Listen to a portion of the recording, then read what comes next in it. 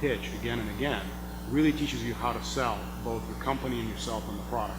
So while it can be very frustrating and it's not appropriate for all startups, and some startups really shouldn't raise capital, or they don't need to, and it makes sense, for those that do, it actually can be a very useful training experience for the founders.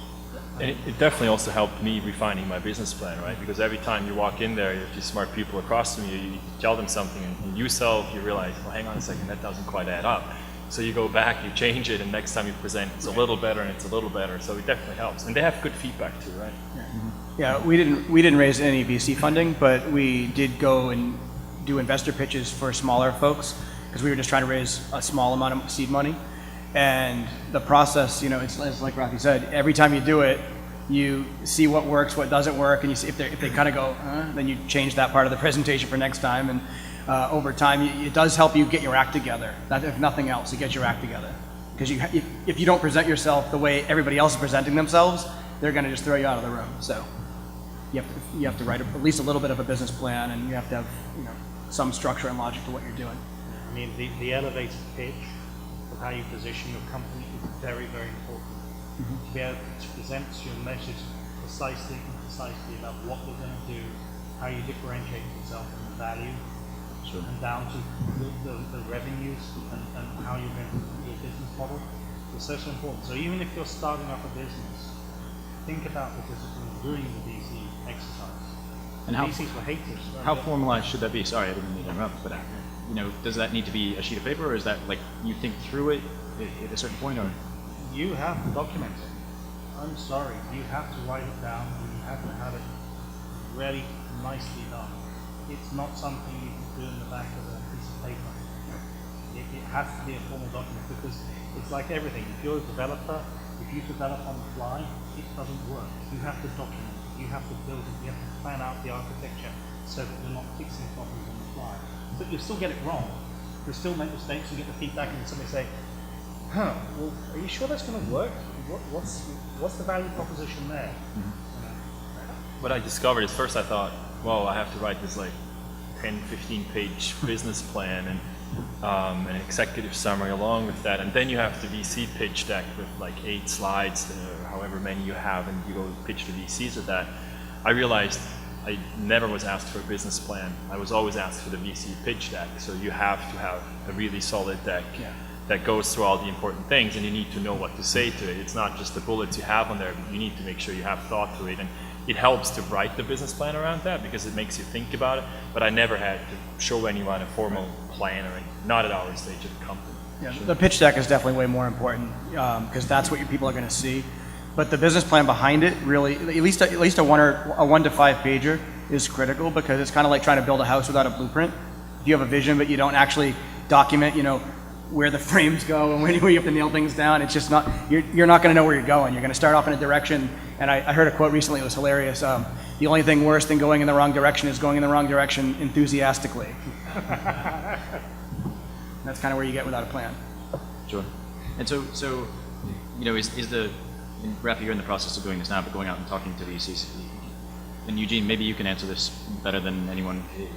Is the market good right now for certain types of things? I mean, like there's certainly a lot of cloud services being started up, and Logly being one of them. So, I mean, the market is a lot better now than it was a year and a half ago, right? With the general, you know, credit crunch, most of the VC firms had really stopped investing in new ventures about a year and a half ago, and so a few things were getting done, but it was very, very bad fundraising climate. Now it's improved again. I think people are seeing the opportunity, both in cloud and in enterprise infrastructure in general, and that traditionally is good for security firms, because the history of security startups is that you can invest in them, and you can get a good return and a good multiple on revenue, because there are many potential acquirers. So I think that the environment for security startups right now is still very good, and certainly much better than it was, say, a year or 2 years ago. Sure. Yeah, I totally agree with that. Yes, sure.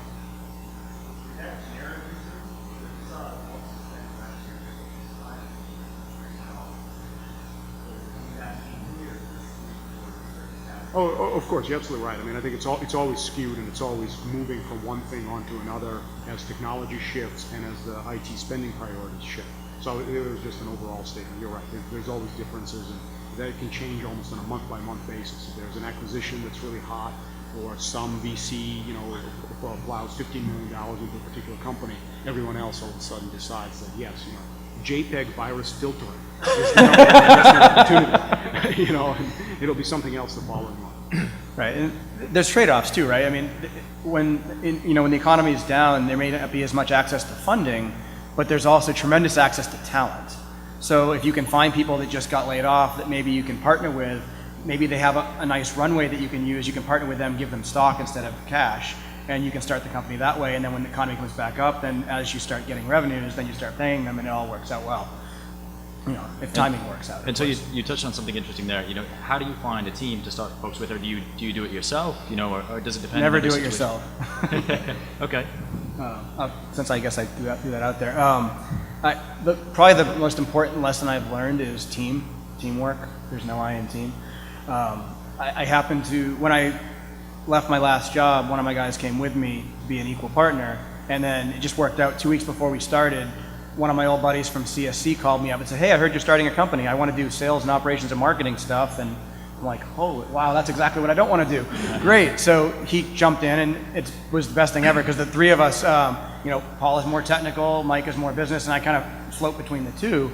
And having that balanced team has worked out phenomenally for us. And I think looking for that team that can cohesively, you fill in each other's gaps as best you can. That's probably the best. And so is that always a good split? You've got your business side and then you've got the technical side? It can be. I think a lot of times what you need to do is, if you're going to start a startup, you got to be real. Even if you're a technical person, you're going to have to learn how to do the business stuff.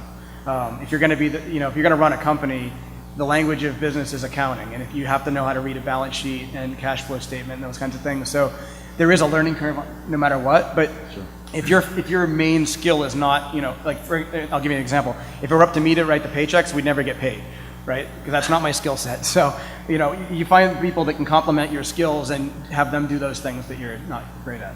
Sure. So, I actually, not totally a contrary point to this, but I think you have to be absolutely super careful with who you're choosing as your partners. You are on the phone with them more than with anyone else. I'm on Skype probably like 5 hours a day with one of my business partners, and we're just working. It's kind of like we're in the same office. It's just Skype is open, but we're working from home. So you're spending incredible amount of time with these guys, and if you don't chime really well, it's going to create tension. It's more than just having a coworker somewhere. The other thing is that you have to be a little careful about is if you're founding a company and you're equal co-founders, think about the equity you keep in the company. So if you already split it 3 ways in the beginning, and then you get some venture funding, and you get another venture funding, think about how much you end up with and whether you're happy at that point. So just keep that in mind. That's something that really, versus 2 versus 3 versus just yourself, they're trade-offs. And Rob, I know you have sort of an interesting model about sort of figuring out how much you need to make every year in order to, sort of figure out where you want to be. And we've talked about this before. Yeah. Maybe you could talk about that a little bit in terms of, just figuring out how much you need to make. Sure. So, if you're trying to start off and you're starting from scratch, what I did is I literally opened up a notebook and I said, all right, at $100,000 a year, what would the business model look like? At $500,000, that was just, can I live on this? $500,000, $1 million, and I actually did that mapping all the way up to like $25 million. And for each bracket I chose, I said, how many of each, what's my magic number? How many units of either product or service do I have to sell each year? And is that realistic? Do I have a plan to accomplish that? And if your business doesn't even match those basic assumptions, then you shouldn't even start it. I've seen a lot of companies that have gotten hundreds of millions of dollars of venture funding that clearly never did that exercise. Because you kind of do the math and you're like, how can these guys stay in business once the money runs out? And the answer is, they don't. But that brings up an important point about the model of how you generate. Consulting is a body shop piece, and to be honest, you're going to be okay, you're going to survive, but it's going to be a stress every day.